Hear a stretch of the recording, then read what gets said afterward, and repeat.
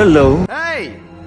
Fascinating. We all know that Jedi Knight Kanan Jarrus sacrificed himself during the final days of the Battle of Lothal. What would have happened had he survived? Would he be able to help Ezra defeat Thrawn? Would he go on to teach Luke Skywalker and bring an end to the Galactic Civil War sooner? Special thanks to Artsavers for sponsoring our 75,000 subscriber lightsaber giveaway. All the details are in the pinned comment down below. Our story begins on the planet Lothal. Hera was captured by the Empire and the rebels had just rescued her. More specifically, Kanan rescued her, and the two of them were on top of a fuel depot, waiting for their pickup. Ezra and Sabine were incoming with their help. Kanan and Hera finally got some alone time. They needed it, and right here, right now, was a perfect moment. A couple hundred meters away, a number of Imperial AT-AT walkers were approaching. The dropship Sabine was flying sped around to the top of the fuel depot, and the members of the Ghost crew got in. It was just in time. As they boarded the vessel, the walkers, just a little ways away, steadied their shot and fired. Sabine whipped the gunship backwards. As she did, the sound of a blaster could be heard echoing through the corridor as it slammed into the fuel depot container. The entire vessel broke down and exploded, sending a massive shockwave across the facility. Governor Price was horrified. She knew what that would mean for her. She just ruined the fuel supplies needed for Grand Admiral Thrawn's TIE Defender project.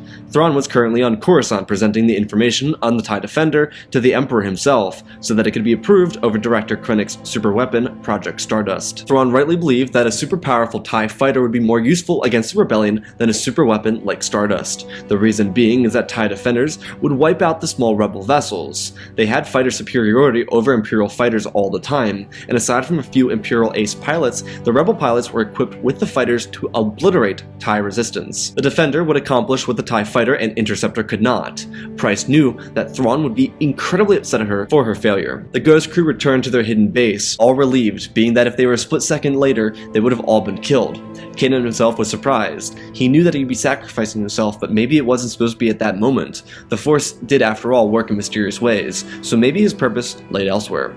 He cut his hair and gave some of his personal belongings to Hera in the chance that he would not return from that mission, but that, however, was not the case.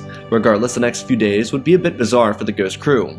Ezra, Sabine, and Kanan would discover the world between worlds, and when Master and Apprentice entered, they were confronted with so many things, unknown and known. Past events, future events, everything. Though there was one thing that both Kanan and Ezra stopped at. It was the last time they saw Ahsoka. She was on the other side of the world between worlds on Malachor in her final duel against Darth Vader. She was trying to kill her former master by cutting a chasm for him to fall into, but when she slammed her blades down into the ground, she couldn't defend herself and Vader raised his blade, swinging down. Ezra cried out, reaching through the portal to try and grab Ahsoka out. Kanan tried to stop him because he believed it would disrupt the will of the Force, but Ezra got a hold of Ahsoka and pulled her through the portal as Vader crumbled to the ground, not able to kill anyone who apparently just was never there.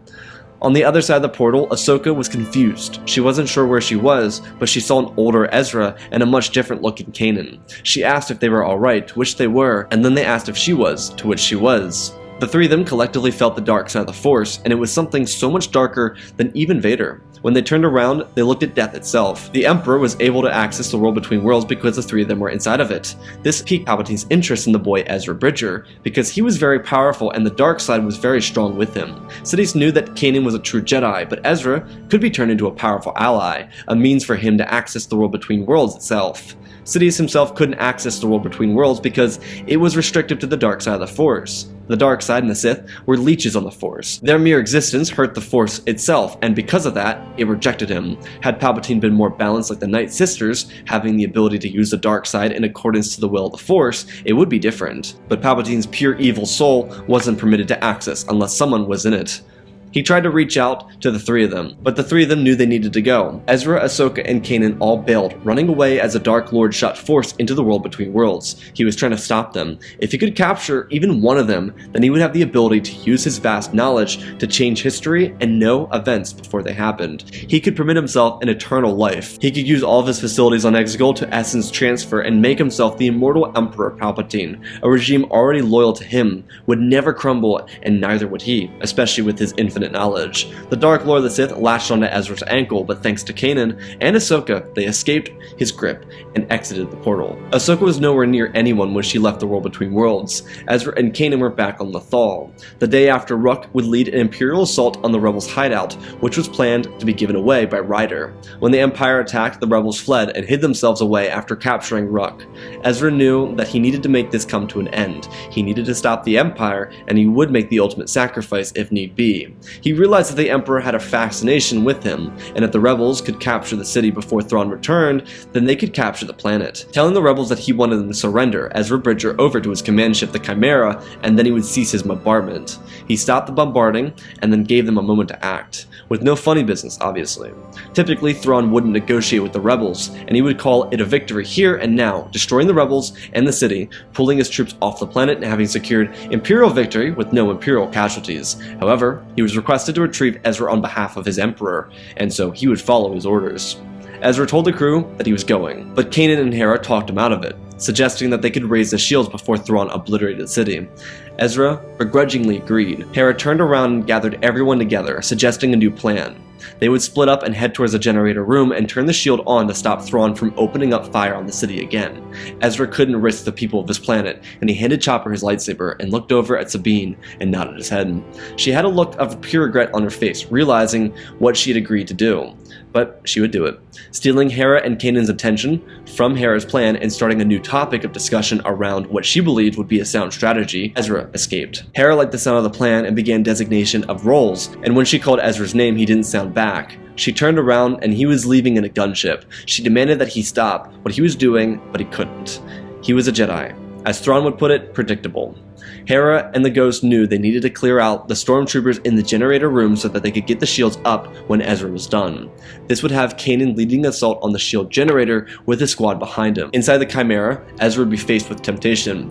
Palpatine wanted Ezra to open up the world between worlds for him by using Ezra's parents. Ezra saw his mom and dad for the last time, and they could see their son too, having fully grown up. In an act of heroism, Ezra used the Force to break the Jedi Temple, ruining the Emperor's plans. This left Palpatine with a heart full of rage, and he ordered his guards to kill the Jedi. His royal guards, however, were nothing in comparison to the Force. Ezra used all of his skills to escape their trap and leave in his wake a killing spree as he got to Thrawn on the bridge of the Chimera.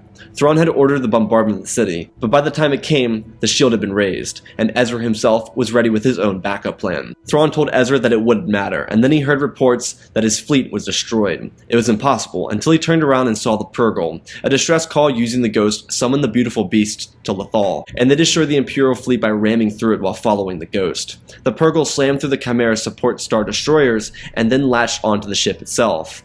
Ezra used the Force to cut off Thrawn's reinforcements, and then he enticed the Purrgil to take Thrawn far, far away, not just from Lothal, but from the galaxy.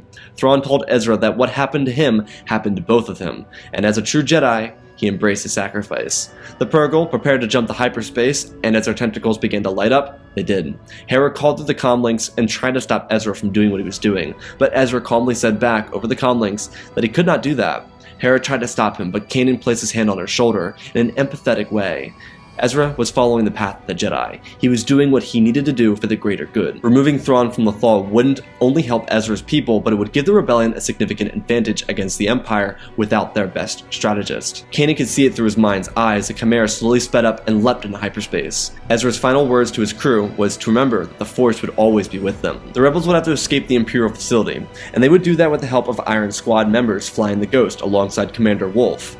The rebels would escape, and with the center of the Imperial base being shot off into the sky, it would be exploded, killing all the Imperial troops inside, Governor Price, and the final remnant of the Empire on Lothal.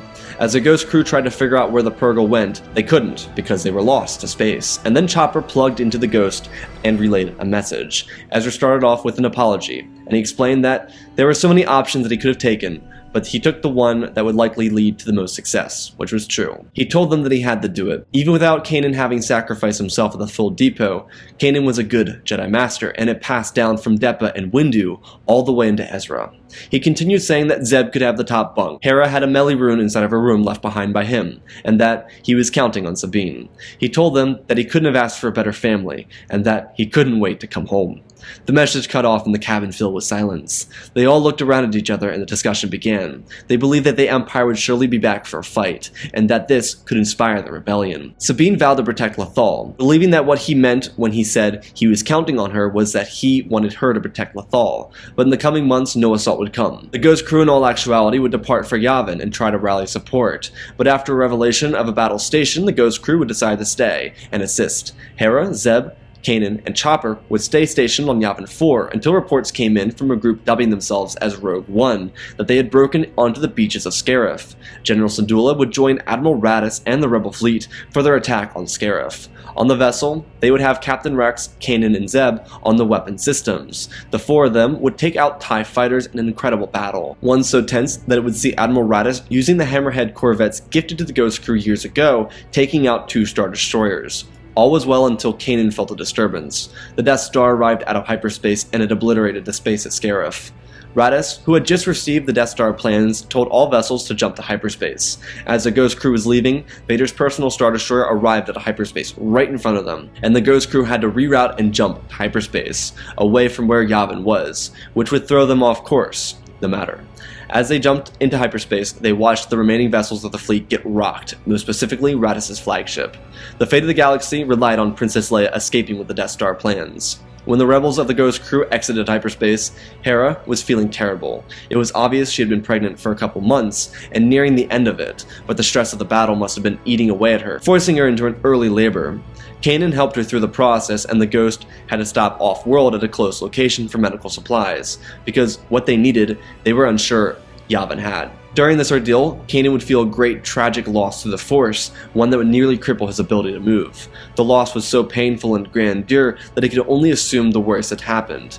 He was unaware, but when they arrived at Polis Massa, they learned that Alderaan was destroyed. Within the hour of their arrival on the small rock, reports were coming in from every corner of the galaxy that the planet of Alderaan had been obliterated, strewn apart into billions of pieces of debris. And on top of that, the Emperor had disbanded the Imperial Senate, which made him the sole ruler of the galaxy.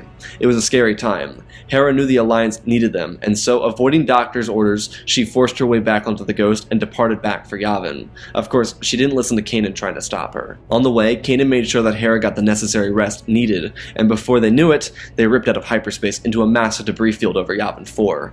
Rex and Zeb piloted a ship back and forth, trying to avoid the massive pieces of debris over the system. They didn't know what it was immediately, but then it clicked. The Alliance had figured out how to destroy the Death Star, and so they did. When they landed, there was a huge celebration taking place, and shortly after the celebration there would be an awards ceremony, one at which Hera would see a shiny object that looked familiar on one of the men who was walking up to the podium. It wasn't just any object, it was a lightsaber, one that was a common type or hilt style. But when Kanan heard the name of one of the young men, he was taken aback.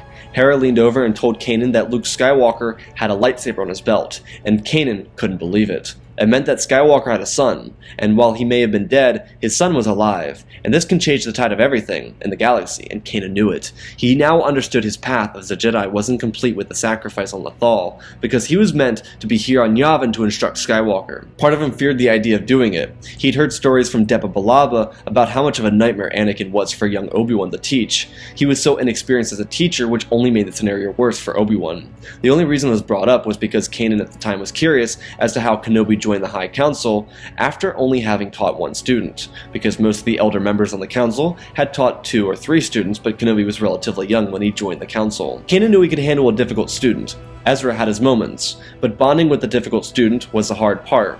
Ezra and Kanan bonded really well. It's how Kanan got through to Ezra after he had been utilizing the Sith holocron. However, if he couldn't form a bond with Skywalker, then the chances of teaching him successfully would be difficult. Kanan told Hera that he would like to talk to Skywalker. Hera, having all the security clearances, would have no difficulty doing so. It's not that Kanan didn't have them, it was just a matter of the fact that he was a blind man and the Alliance officers didn't like him inside the command room most of the time. It was a weird type of bias, but they preferred if Kanan was with Hera if he was inside the command facilities. Regardless, once pomp and circumstance were done with and the heroes who destroyed the Death Star were finished with their celebration, Luke was called into Rebel High Command. He was told to go over to the corner of the room where General Syndulla and Kanan Jarrus were. He obliged, thinking nothing of it, until he saw the Jedi weapon of Kanan's hip. Luke was only 19 years old. He was Ezra's age. Actually, he was a day younger. And he was super excited at the notion of there being another Jedi here. Luke was respectful and such, even though he wasn't exactly familiar with military command and hierarchy. Hera introduced Luke to Kanan and told Luke that Kanan would like to speak to him alone. Luke was perfectly fine with that. As she walked away, she congratulated him on his 1 in a million shot. Luke was as happy as ever to be a hero, finally. When he turned around, he looked into Kanan's eyes and realized that the Jedi was blind. Luke was familiar with this. He heard of a blind man who could use a force named Chirrut, or something like that from the Battle of Scarif. He didn't really know all that much. But whatever. He waited for Kanan to speak. The Jedi Knight told Luke that there was once a Jedi who would have been the only one able to complete the mission that Luke finished. Kanan asked Luke if he by any happenstance was related to a former Jedi Knight, Anakin Skywalker. Luke perked up, telling Kanan that he was Anakin's son. Kanan smiled. He told Luke that he knew his father at one point or another. They interacted, but Kanan was just a boy when Anakin was a Jedi Knight. He continued and asked if Luke had any formal Jedi training, to which he shook his head saying that nothing aside from the little bit that Obi-Wan Kenobi had taught him. Kanan almost jumped out of his skin. He was very confused because that didn't make any sense. Ezra said he never interacted with Obi-Wan. Kanan asked Luke where he was from, to which the answer he got was Tatooine. Kanan now understood. He pieced together everything quickly. Obi-Wan must have looked over his former Padawan's son and protected him. If Ezra indeed ran into Kenobi, then he was told to keep his location a secret, which also made plenty of sense. Kanan snapped back into the reality of the moment and asked Luke if he would have any interest in completing his training and learning the ways of the Jedi. Luke was very excited for this opportunity. He loved the idea of being like his father, a Jedi. Kanan told Luke that it would be challenging, it would be hard, and it would be just as rewarding. Luke told Kanan that he wasn't afraid. He was ready for any challenge that came his way. Kanan smiled and said that was a good thing. Now, there was a predicament for Kanan. He couldn't just abandon Hera, so he had to figure out how to handle this predicament. Luke also just made 2 new friends and didn't exactly want to abandon them either. Not to mention Chopper and R2 didn't get along too well. Both of them were absolute maniacs and had really bad tempers. Chopper was typically restricted to the Ghost when they were on base, and Bail Organa and Leia were present. When they weren't, he was allowed anywhere he wanted. Not for nothing, but nothing beats a temperamental metalhead with anger management issues. However, it did have its problems if there was more than one of them. Both R2-D2 and Chopper killed a number of individuals on their own. Not to mention, unlike R2, Chopper was a psycho. He killed 49,997 Imperial military personnel in his time, so he didn't really get along with R2, not to mention the other droids he killed. Regardless, Kanan tried to make it fair for both sides. Luke wanted to be with his crew. Kanan wanted to be with his, so the 2 of them would stay here on the rebel bases they were assigned to. They'd be able to spend time with both their friends and families, but they would also have a solid environment to work in as Jedi. Kanan made a point to Hera to ensure her that she knew that she wasn't raising Jacen Syndulla all alone, but Hera knew that. It was funny to Kanan. It was like Hera knew what he was going to say before he said it, like she could use a force and read his mind. But when you love someone so much, you already know what they're going to say before they say it. Anyways, Luke and Kanan would begin, and they would realize that old Obi-Wan was getting a little sloppy. Luke had really no clue what the Force was. His assumption was that it could help him make impossible shots and deflect blaster pellets with a blinder on. According to old Ben, it was the life force of the galaxy, but he wasn't entirely sure what all that meant. He said some definitions of what the Force was, but he couldn't really know what the Force was. Kanan took Luke for a walk. He went up to a tree and put his hand on it. Luke did the same. Kanan told Luke to close his eyes, and he asked what he felt. Luke told Kanan that he felt a pulse. The Jedi Master smiled and nodded his head, continuing to walk forward without the ability to see. Luke was surprised that Kanan could do so, but he simply followed closely behind. They were far from the outpost, seated in some rubble of an ancient civilization that used to call this planet home. Kanan asked Luke to tell him what he felt. Skywalker told him that he could feel the light and the dark, and in the middle was the balance. That's good. Luke could feel that. Kanan then told Luke that the Force was balance. The path of the Jedi was light. The Jedi were to work in correlation with the Force. They did not get in the way of the Force, and they did not harbor anger in or towards the Force itself. Luke listened to Kanan, continuing telling him about the wonders of the Force and how they could guide him. This brought Luke to question how the Jedi Master could see anything. He told Skywalker that he was guided by the Force. He could feel everything around him. It was difficult, but when you conquer your fears, they do not disturb you. Kanan took Luke on a journey of his life, one so full of fear and mistakes. one full of a journey that otherwise would have stopped him from trying to train Ezra. Kanan told Luke that near the beginning of his journey he was forced away from the Order. He was forced to be on his own when the Empire was growing. He carried that fear with him his entire life, and when he had the opportunity to pass his knowledge, he doubted himself. He doubted his abilities to become a master, because he never had become a Jedi Knight. Luke asked what happened. Kanan told him that there was a former temple guard who referred to himself as the Grand Inquisitor. Kanan was forced to fight the Grand Inquisitor, and in a moment, he did. He embraced the path of the Jedi. He no longer feared what wasn't, and only accepted what was. He defeated the Grand Inquisitor and trained his student, Ezra Bridger. Luke was too curious about this Ezra Bridger, and asked what happened to him. So, he told Luke that Ezra followed the path of the Jedi. Having struggled with the dark side because of the Sith and their dark ways, he returned to the light. Ezra sacrificed himself for the people of Lothal and his friends. However, Ezra is still out in the galaxy, and Kanan believed that. Luke jumped up and suggested they go find him, to which Kanan told Luke to slow down. There was no need to do that. At this moment, Ezra was on his own path. The time would come when it was time for them to try and recover and find Ezra. At this moment, it was more important for them to focus on the fight against the Empire. This taught Luke two important things: to trust the will of the Force, but to also have patience. Something that Luke really needed to learn. Skywalker was like his father, very much so like him. He was always ready to go on the move. Excitement is what he chased, and without excitement, life would be boring.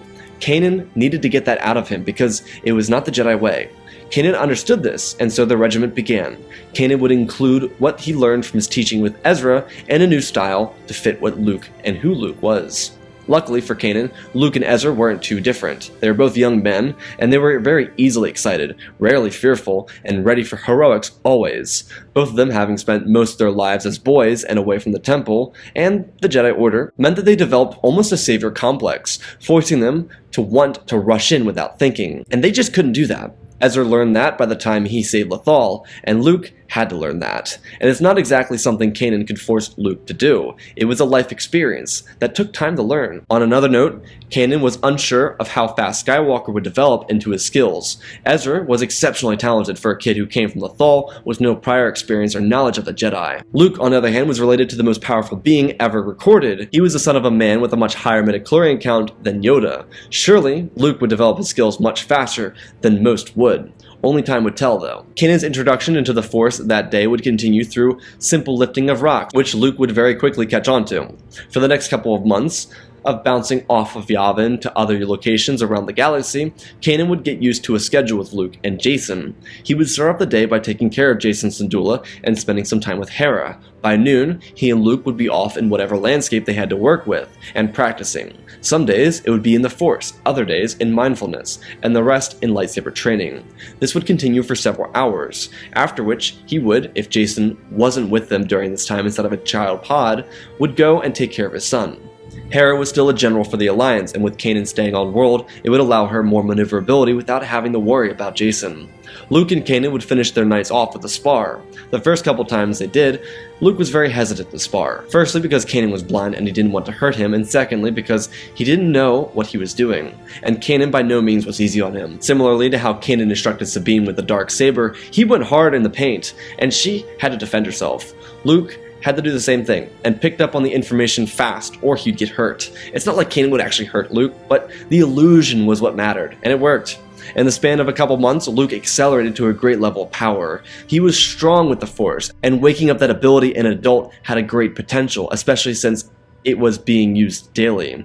However, had Luke learned that he had the Force but continued to use a blaster and not focus on his abilities, he would greatly struggle to grow. But because his muscle memory got focused on using the lightsaber and the Force daily, he grew quickly. It opened him up, and Kanan was a great contributor to all of it. At this point, Kanan began to let Luke go on missions with Leia and Han, who were closer than they were when they were first on the Death Star, which wasn't really saying much, but for someone like Han, it was better than a backstabber like Hera. When Luke was thrown back into the world of excitement, he was genuinely surprised by how much he changed. The few months with Kanan changed his outlook on adventure.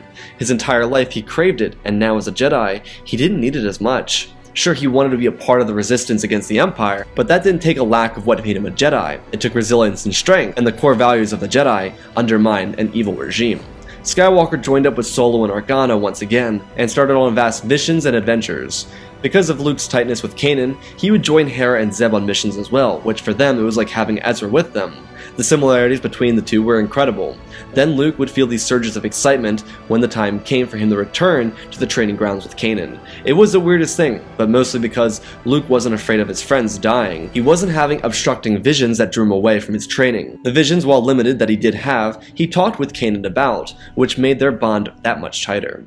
The next 3 years would go by relatively similar, bouncing off new worlds, new missions, aiding the rebellion, and finding themselves on the planet of Hoth. It was a weird place to be, especially because of the lack of force the planet had. There was some force, the planet was a living being obviously, but not greatly exaggerated, mostly because of the lack of life on the planet. It would be here that Kanan and Luke were redirected to the planet of Dagobah. They would take the Phantom to the planet, and when they arrived, Kanan couldn't believe his eyes. He was told what Obi-Wan said to Luke, but he couldn't believe when he came across Grandmaster Yoda. So old and frail, but still so wise, powerful, and him. Yoda was still Yoda. The goofy little giggle and the look of joy with hidden sadness behind it. Kanan never knew any other Yoda. It was the Yoda he grew up with, and the one he knew for the final 3 years before the Republic fell. The two Jedi would stay on Dagobah for an extended period of time, and during the middle of their stay, Luke would have visions of his friends in great suffering on Cloud City, and in a hope to rescue them, he tried to force himself off of Dagobah, but Kanan would reject it. Yoda and Kanan would remind Luke that the Force was always in motion. Not every vision came true, but the future is too always in motion. He could prevent it, or he could force it to happen. Luke reluctantly would stay, and he would learn the importance of why he stayed. While Luke was the main focus of the training here on Dagobah, Kanan would undergo training as well. Some from Obi-Wan, and some from Yoda. Before they left, Luke would become a Jedi Knight, and Kanan would be recognized as a worthy member of the High Council. When they were done, they would regroup with their rebel allies. At this point, Kanan would again shave his beard and cut his hair, giving to Hera all the remnants. Kanan would give his love to Hera and Jason before joining his student on a mission to save their friends. For all they knew, Han, Leia, Chewie, and the droids were stuck on Vader's flagship, which was currently over the Kuat drive yards. It would make their approach a little difficult, but Rex had 3 stormtrooper outfits and a Landa shuttle that they could use, with Imperial codes of course. The mission was set up, and then they went. When they eventually arrived over Kuat, they got inside the Executor-class Super Dreadnought, and they walked out as they always did. Kanan and Rex were pros at this. Luke, on the other hand, not so much. He had experience, just not as much as the other two. They made their way to the cell block, and as they arrived, alarms went off in the entire ship, and a message came over the PA system. The message informed the crew to be in the hangar bay in formation of Squad 5 through 13 on the left side, and Squads 20 through 29 on the other side. The voice kept addressing out codes and call signs for all the different squads. He finished the message with, "Be prepared. The Emperor will be arriving soon." The 3 rebels looked at each other. They knew this would be perfect. They could use this distraction to escape with their friends in the moment. The Emperor would have everyone distracted, enough for them to get to the secondary hangar bay and escape. The cell block was mostly empty until they got into a cell with Leia, Chewie, a broken C-3PO, and R2-D2, who was locked up. Luke and Rex jumped down into the cell, releasing them from their binds and giving them their weapons. They also unlocked R2's restraints. They asked where Han was and learned that the bounty hunter Boba Fett had captured him and taken him to Tatooine. A mission for another time. Rex jumped out of the cell and asked what Kanan was doing. Or what was wrong. Kanan said he could feel the Emperor. He was close. That meant Vader's personal room/throne room must have been just above the cell block. Kanan called over to Luke and asked if he thought he was ready. Luke was confused, but then he looked at Kanan's face again and he knew what he meant. And he was. Kanan shedded his stormtrooper armor, revealing his lightsaber. Luke followed suit. The others asked what they were doing. Kanan told them to get to their shuttle and wait for them to arrive. They nodded their heads and moved quickly, following Rex. Kanan put his hand on Luke's shoulder and told him that facing Vader would be rough. The first time he and Ezra faced the Dark Lord, they were taken aback by his darkness, and it distracted them enough to where he almost killed them. The Emperor was the same. Kanan had interacted with that being, telling Luke that both of them were pure evil. Both of them were Dark Lords of the Sith, and they needed to be destroyed. Luke understood, and the 2 Jedi moved for the room above them.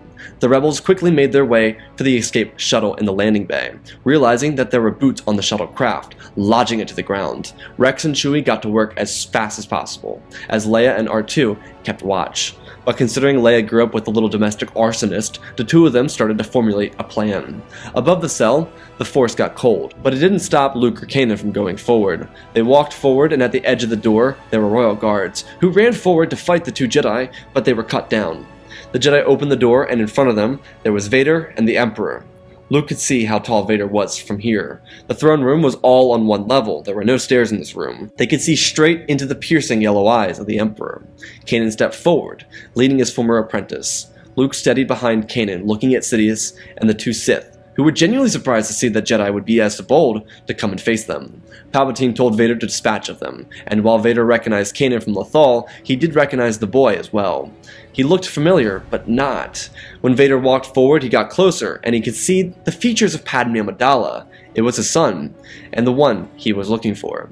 Vader ignited his weapon and lunged forward. The two Jedi scattered, igniting their weapons and closing in on Vader. The massive machine batted their swings away and beat at them. The two Jedi were quick on their feet, defending their ground, and using their dual threat attack to keep Vader on edge. It had nearly been 5 years since he'd had a real challenge, that being the fight with Ahsoka. Old Ben was formidable, but nothing like Ahsoka or Kanan and Luke. The two Jedi used their time and experience together to bat away Vader, forcing him backwards. Sidious could be heard cackling in the background. The Jedi cut at Vader's shoulder, forcing rage into him, and as they did, Vader swung violently. But Luke used this to his advantage, throwing the Sith Lord from his feet as he crashed into the wall behind him. Kanan looked over with a grin on his face. Luke had an awe-inspiring shock on his. Excitement, but also, whoa, did you see that? Kanan turned back to the Emperor, whose laugh had turned into an eerie silence. He stood up, telling Kanan that it's a shame his students were always so much greater than he could ever be. Kanan held his ground against the Emperor, telling Sidious that it's why he would always be a better master than he could ever dream of. Sidious didn't really care for this and whipped the Force at an unsuspecting Luke, throwing him across the room and dropping his lightsaber. Kanan didn't budge. Sidious lowered his hand, and Kanan held his blade out in front of him. Luke from behind looked up and cried out, but his cry was silenced by the boom of electricity that bounced out of Sidious's hands. In a moment of silence before the connection of the blade and the lightning, Kanan felt into the Force. He called out into the desolate landscape of silence and suffering. The Force was suffering, and it was because of Palpatine. Kanan, in his mind's eye, called out. He was a Jedi. The heart of a Jedi laid within him. Kanan could feel the Force. The blast smashed into his lightsaber, and the blade shook in his hands. Kanan wasn't the strongest, nor was he the most talented Jedi, and Palpatine knew this. He forced a harder blast, and Kanan's lightsaber flipped out of his hand and bounced over towards Luke. Skywalker's eyes were nearly blinded by the lightning, and he expected that without a lightsaber his master would be killed, but he wasn't. Kanan stood strong, clenching his jaw and holding his own hands out in front of him. Kanan used all of his strength, and then he let go. The pain of the lightning slipping over his hands and sliding across his chest didn't hurt him. He could feel his grip slipping, and so in one full movement of solidarity, he opened his eyes, a beacon of the Force. His eyesight was gifted back to him, and he could see Palpatine clearly. The Sith Lord was beyond shocked. How could the Force do this? Kanan didn't stop. The Force embodied him, and he embodied the Force, taking all of Palpatine's power and absorbing it. The Sith Lord cried out. His lightning ripped him apart, but at the same time, it did Kanan. But for Kanan, it wasn't painful. As the lightning tore the two of them apart, it killed the Sith Lord. But it only allowed Kanan to complete his training that was given to him on Dagobah by Kenobi and Yoda. Kanan's body vanished into thin air, and Palpatine's corpse was ripped apart to shreds before the two Skywalkers. Luke looked over at the scene of the two deaths with confusion and sadness. His master was gone, but he took the most evil man in the galaxy with him. Luke leapt to his feet and pulled the two lightsabers to his hands. He looked at Vader, who too was stunned. Luke knew it was time to go, as he saluted Vader and ran out the door. When Luke got to the hangar bay, he found his friends and got into the shuttle joining them. They asked where Kanan was, but when they saw Kanan's lightsaber, they knew. It was alright. Luke told them that he killed the Emperor in the process. Leia grinned as she tossed a little button towards Luke. He caught it and looked at it. He asked what it was, and Leia just told him to press it. So, as they left, he did, and nothing happened. Rex pulled the ship around to face the Executor. Under Vader's control, it was heading back to Coruscant. Vader was too stunned to do anything about Luke because he had just become the Emperor of the galaxy, and he could take the throne for himself. He was finally free of his slavery. He told the ship to go to Coruscant so they could claim his rule over the Empire itself. As the ship leapt into hyperspace, it imploded, cracking down the middle and exploding, killing the entire crew. But not only that, the damage bounced out of the explosion and slammed into the Kuat drive yards, which was building dozens of Star Destroyers and 2 more superstar dreadnoughts. The drive yards were badly damaged and the rebels escaped. As explained, Leia and R2-D2 came up with a plan while Chewie and Rex got the boots off the Landa shuttle. It was perfect, honestly. The Sith were gone. The Empire was leaderless. When Luke returned to the rebels, he gave Kanan's lightsaber to Hera. She was heartbroken, but she understood that what Kanan did just saved the Alliance, and not just the Alliance, but the galaxy. If Kanan did it, then he did it with a smile on his face, knowing what he truly did. When Hera was mourning on her own, she would be visited by a blue shadow, and it would be her Kanan. He would explain what happened and why he did it, but she honestly didn't care. She was just happy that he had his peace, and that he was a part of the living force. A lovely surprise would pop up for Hera and Jason, as Jason would eventually have himself a younger sister. The Alliance would go on to defeat the second Death Star at Endor, which Hera would partake in. Of course, in addition to Spectre 7, was Spectre 8, with her daughter. Leia and Luke would learn that they were siblings, and at some point, they would learn about their lineage, being Anakin Skywalker and Darth Vader. However, it wouldn't stop them from helping the people in the galaxy. After the incident over Kuat, Han would be rescued from Jabba's palace, and he would go on to start a family with Leia. Ahsoka would return and learn of Kanan's sacrifice for the galaxy, and she'd be very proud of his commitment to the Jedi way. She would go out on a mission to try and find Ezra Bridger and bring him home, and as she did, Luke would go on to start an academy for new Jedi. Of course, by this point, Grandmaster Yoda had passed away, but Luke's academy on Ossus would be named in honor of someone very special to him. The temple would be called the Jarrus Academy for Jedi. Luke's teaching would be inspired by the life led by Kanan Jarrus, and it would be one of accepting to emotional attachments and fulfillments, not that of a former Jedi Order.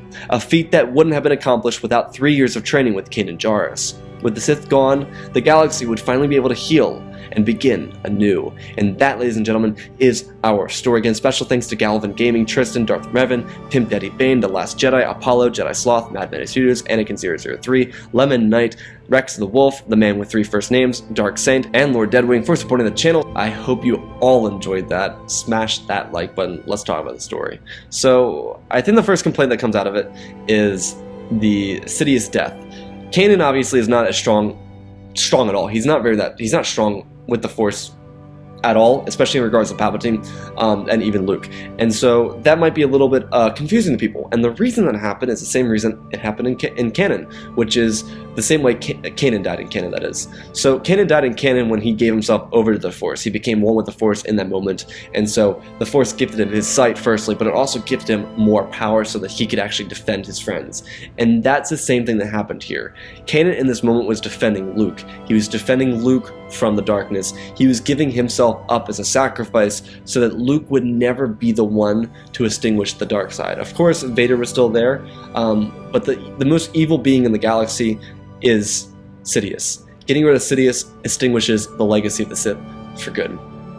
Obviously, Luke would be the one that would bring balance to the Force if he was the one to kill Vader, which kind of does happen, but the reason he was able to kill Palpatine is because he embodied the Force in that moment, just like in canon, just in that moment in canon where he saves everyone. It's kind of poetry. It's like poetry rhymes. Anyways, for the rest of the story, it was fun. I enjoyed doing this because Kanan is a favorite character of mine. Rebels is one of my favorite Star Wars shows. I love Rebels. I think it's peak Star Wars. It was great to do a story on Rebels. As you can kind of see with the story, I really like Kanan Jarrus as a Jedi because I think he embodies like the perfect Jedi. I think he really does. Both the emotional fulfillment that a Jedi should have, but also the emotional intelligence and Force etiquette that he has, the ability to just do what the Force wills and trust what the Force wills, and I think his journey as a character is just so compelling, and so I love Kanan. I think he's just a great character, and this was a great story to kind of flesh him out some for people that haven't watched Rebels, because I see a lot of people that still kind of blindly hate on Rebels because of the animation, but the story itself is golden. It's more complete and more put together than Clone Wars is. Like, if you watch it straight through, it makes a lot more sense than Clone Wars, where it jumps around a lot. And that's, like, the story itself is just at the heart of Star Wars. And so, doing a story about Kanan here kind of allows that to continue in a way. And so, I hope you all enjoyed this. I really do. This was a great video for me to do. It was just really enjoyable. It was one of those stories where I just like started writing and I was like, I just couldn't stop writing because I was like, boom, boom, boom, boom, this is fun. So anyways, I love you all, spread the love, and always remember, my friends, may the Force be with you.